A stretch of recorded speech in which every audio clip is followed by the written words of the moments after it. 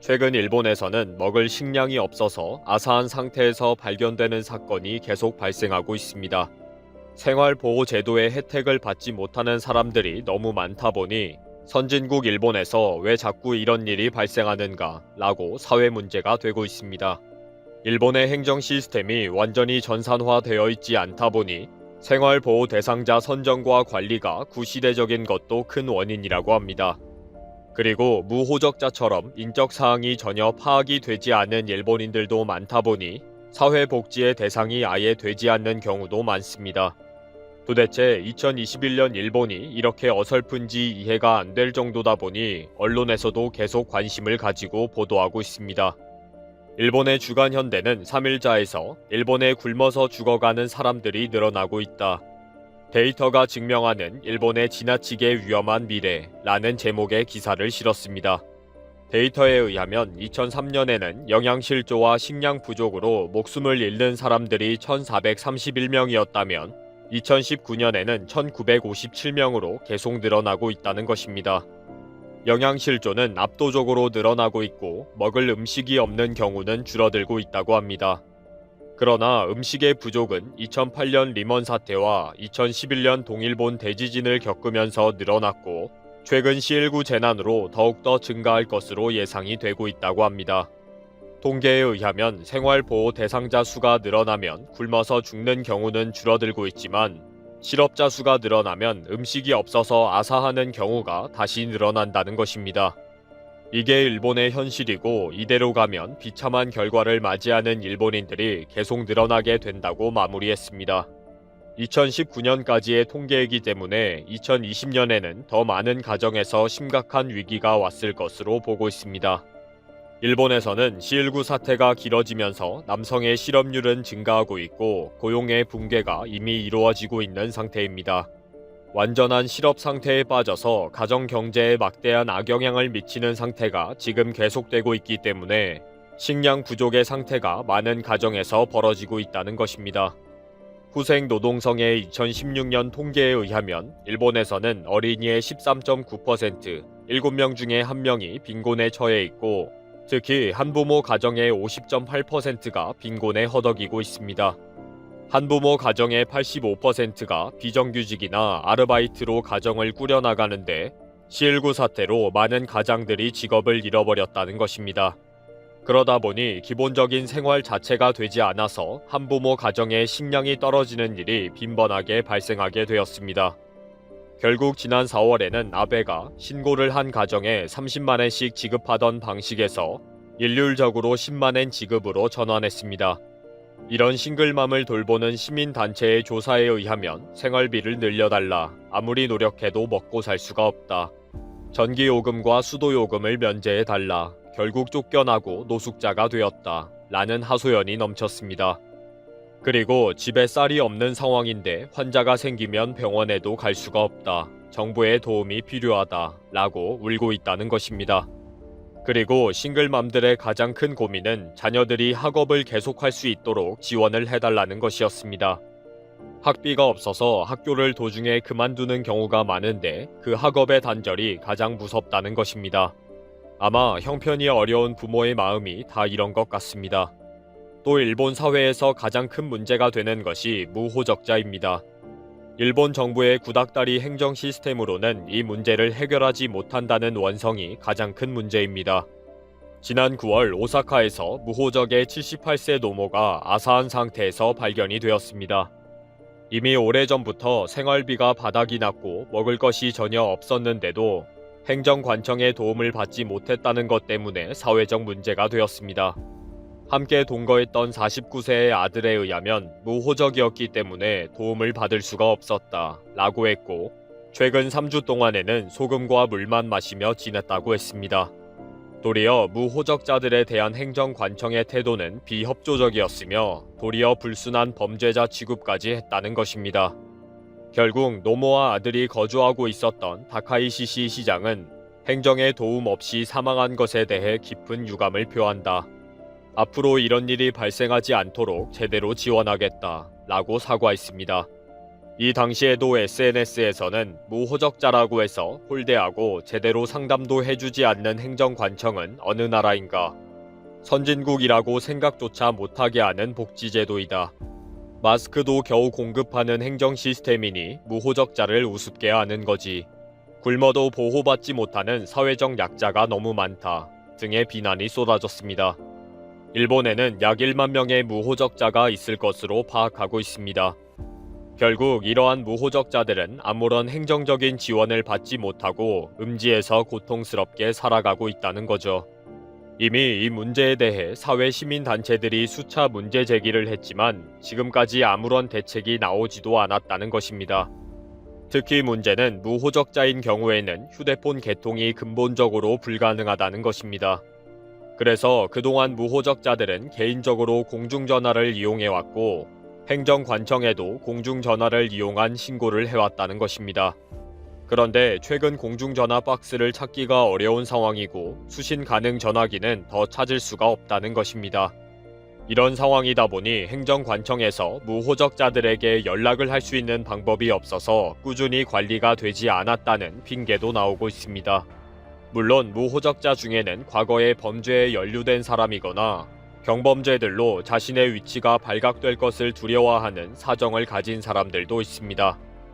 일본에서는 2015년 무호적자 제로 만들기 태스크포스를 발족하면서 해결책을 찾아왔지만 아직까지 별 소득이 없습니다. 워낙 무호적자들의 경우가 다양하기 때문에 각각에 맞는 적절한 대책을 세우기가 쉽지 않다는 이유 때문입니다.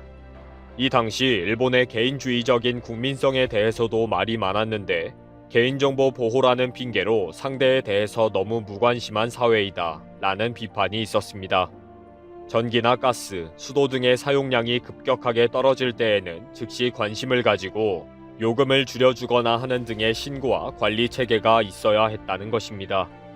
즉, 한 가정에서 전기, 가스, 수도 요금이 줄어들어도 관심을 가지는 것은 프라이버시 침해이다 라는 식의 논리는 말도 안 된다는 것입니다. 최근 한국에서도 비슷한 일이 있었는데 행정관청의 도움이 누구보다 필요한 사람들이 제대로 된 도움을 받지 못하는 일들이 많이 발생하고 있습니다. 빨리 대책을 제대로 세워서 소외된 사람들이 줄었으면 좋겠습니다. 중국이 현재 화들짝 놀란 상황입니다. 마스크를 쓰지 않은 채 중국 남부지방을 순회 중인 시진핑 국가주석이 연설 도중 심하게 기침을 하는 장면이 포착되었기 때문입니다. 시 주석은 14일 광동성 선전시 체나이 국제회의장에서 열린 선전특구 40주년 기념식에 참석해 연설을 했습니다. 시 주석은 52분에 걸쳐 6,300자 분량의 연설을 이어갔습니다. 중국 관영 매체들은 시 주석의 연설을 생방송으로 보도했습니다. 하지만 연설 시작 45분이 지났을 무렵 시 주석이 갑자기 연거푸 3차례 기침을 하면서 연설이 중단됐습니다. 시 주석은 기침을 누르려고 차를 마셨지만 1분 후 다시 연거푸 기침을 했습니다. 오른손 주먹으로 입을 막으며 기침을 하는 모습이 포착되기도 했습니다. 시 주석은 3분간 총 9번의 기침을 했고 연설은 4차례나 중단되었습니다.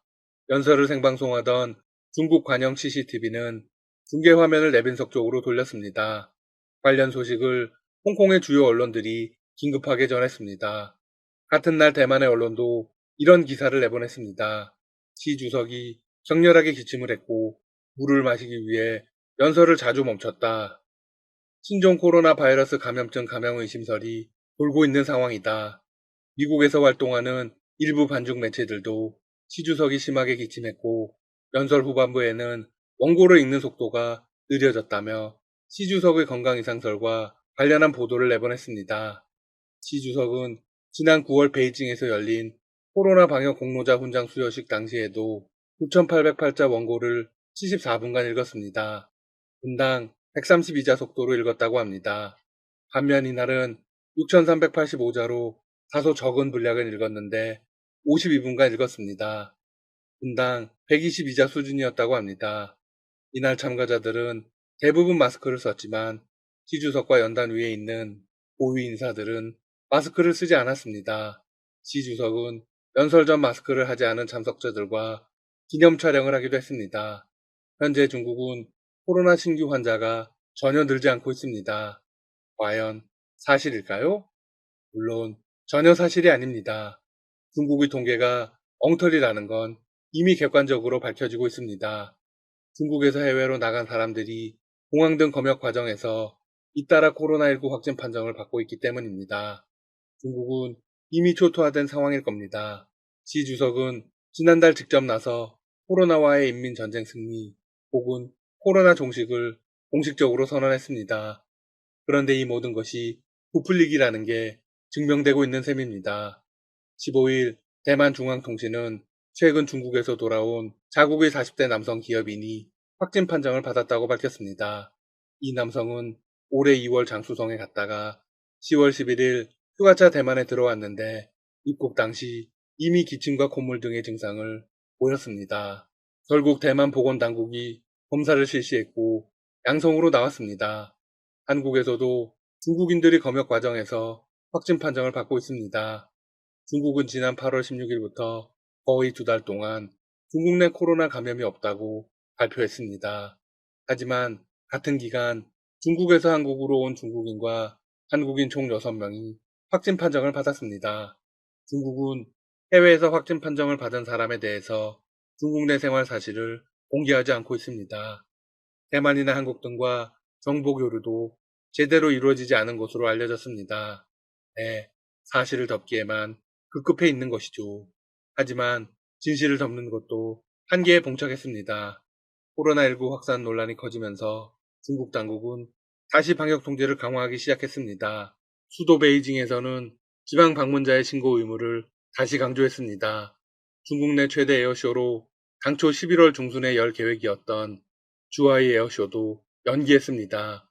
다음 달 초순으로 예정된 상하이 국제 수입 박람회도 축소 움직임이 있습니다.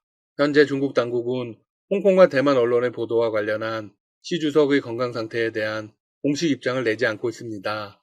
하지만 시 주석은 타이완 건너쪽에 있는 해병 부대를 방문해 지휘관들에게 전쟁 대비에 집중하라고 지시했습니다. 사실상 전쟁에 돌입하려는 움직임을 보인 것입니다. 시 주석은 전쟁 준비에 모든 마음과 정력을 집중하고 고도의 경계태세를 유지해야 한다고 말했습니다. 시 주석이 상륙작전을 맡은 해병부대에 가서 전쟁 대비를 강조한 것은 대만을 겨냥한 것입니다. 최근 나돌고 있는 중국군의 대만 기습 상륙설에도 무게를 실어주고 있습니다. 남중국해와 대만 해협을 둘러싼 군사적 긴장이 높아지고 있는 상황에서 중국인민해방군은 실제로 상륙부대의 전투력 강화에 적극 나서고 있습니다. 홍콩의 사우스차이나 모닝포스트는 군사 전문가들을 인용해 이런 보도를 내보냈습니다. 해군 해병대의 전투태세를 강화하기 위한 합동작전 훈련을 대폭 늘릴 것이다. 시 주석은 해병대를 방문해 인민해방군의 현대화 추진에 맞춰 해병대 역시 목표를 강화할 필요가 있다고 주문했습니다. 중국 해병대는 시 주석의 집권 이후 대규모 군대 개혁에도 불구하고 인민해방군 가운데 지속적으로 확대된 유일한 부분입니다. 2017년 2만 명에 불과하던 육전대 병력 규모를 10만 명까지 확대할 계획인 것으로 추정하고 있습니다.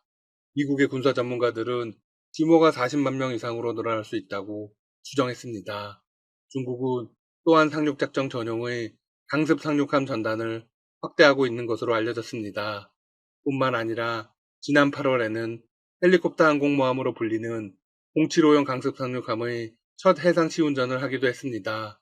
군사 전문가들은 075형 강습 상륙함이 이르면 내년 상반기에 해병대에 인도될 수 있을 것으로 전망하고 있습니다. 075형 강습 상륙함의 주된 목적은 명확합니다. 남중국해와 동중국해 분쟁 지역 작전이나 대만을 겨냥한 작전 등에서 역할을 수행하게 될 것입니다. 따라서 중국이 대만에 상륙해서 순식간에 점령하겠다는 계획이 사실로 드러나고 있는 셈입니다. 미국이 대처하기 전에 정복하겠다는 것인데요. 과연 이 작전이 가능할까요? 물론 많은 군사 전문가들이 부정적인 입장입니다. 중국의 강습 상륙함은 미국의 강습 상륙함에 대적하기에는 역부족이라는 것이 모든 전문가들의 평가입니다. 중국의 모든 강습 상륙함은 미 해병대와 와스프급 강습 상륙함에 미치지 못한다.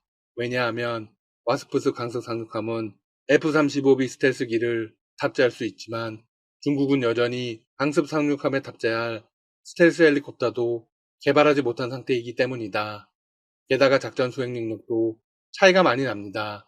군사 전문가는 이어서 이렇게 덧붙였습니다. 전시와 평시의 임무가 확대됨에 따라 해병대에 대한 요구가 늘어나고 있다. 중국의 해병대는